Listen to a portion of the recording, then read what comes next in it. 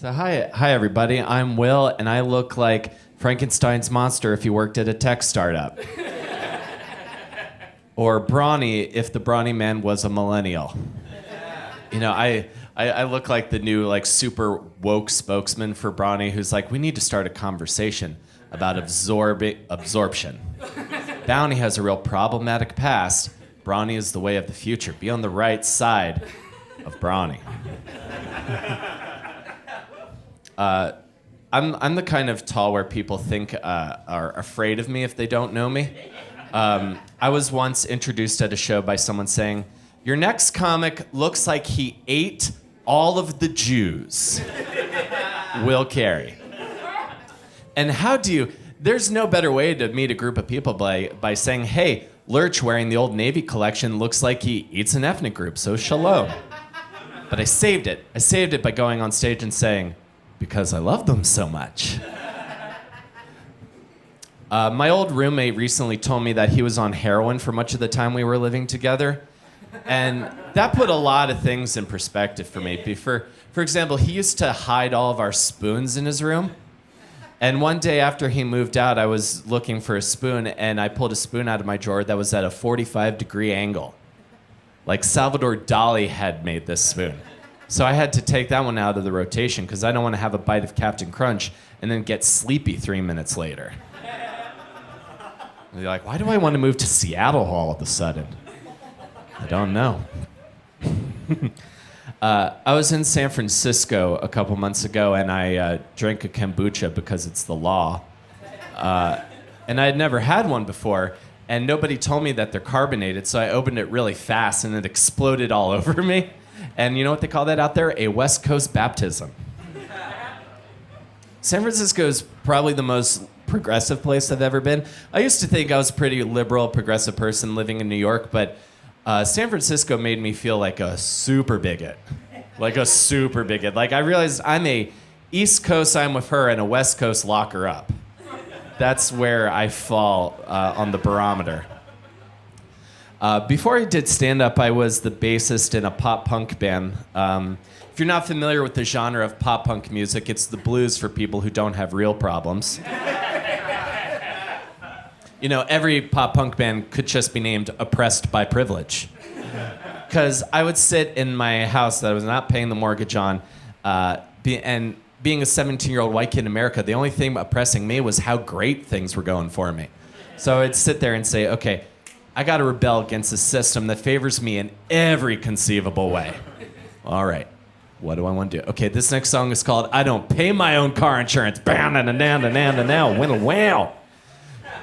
Wrote a lot of songs to try to get women to love me. It didn't work once because writing a song for a girl is like sending her a dick pic with your heart. It's invasive emotionally. And I went back, I found one of my old notebooks I used to write lyrics in, and I actually wrote a chorus that went, if the roll calls for a broken heart, then I guess I fit the part. And if time travel ever becomes a possibility, I'm gonna go back and commit a hate crime against myself. And then when I ask us, why are you doing this to us? I'm gonna say, we deserve it. Now you're gonna have to start doing better because Hot Topic is not sponsoring us with this garbage. I think every Adele song, if a man sings it, sounds like a stalker writing a letter to his next victim. Like if you're a woman and a man said to you, hello, it's me. You'd have to move across the country after you heard that. I think her next album's just gonna be her singing Jack the Ripper's taunting letters to the police.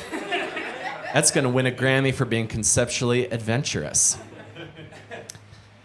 I think getting really into World War II is the male equivalent of menopause.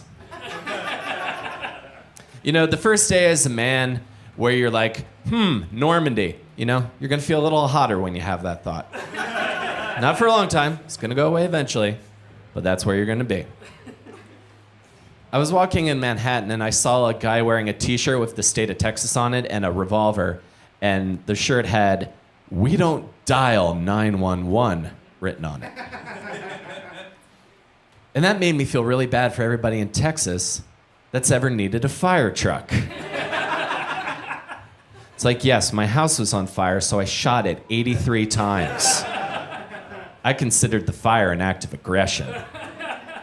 That's the kind of joke my dad appreciates. My dad's a big proponent of the good guy with a gun theory, the idea being that if an active shooter situation erupts, a good guy with a gun can put an end to that. The record's not good. I don't know who this person he keeps describing is, but the good guy with a gun is my dad's manic pixie dream girl. Like he's just hoping Zooey Deschanel dressed in camo just shows up with the most quirky Clint Eastwood stare ever.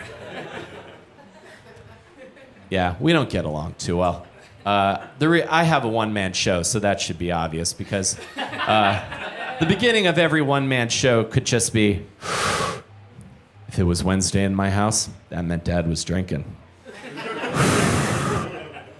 And every day was Wednesday. You ever say something and then you start thinking, wow, there's a lot to unpack there. I never realized that. A friend of mine was asking why I like Slim Jims so much. And I say, oh, my dad used to always get me one to placate me when we would go to the liquor store together. Oh, man.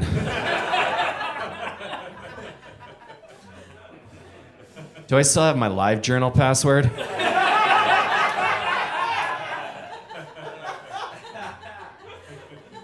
I gotta figure some stuff out.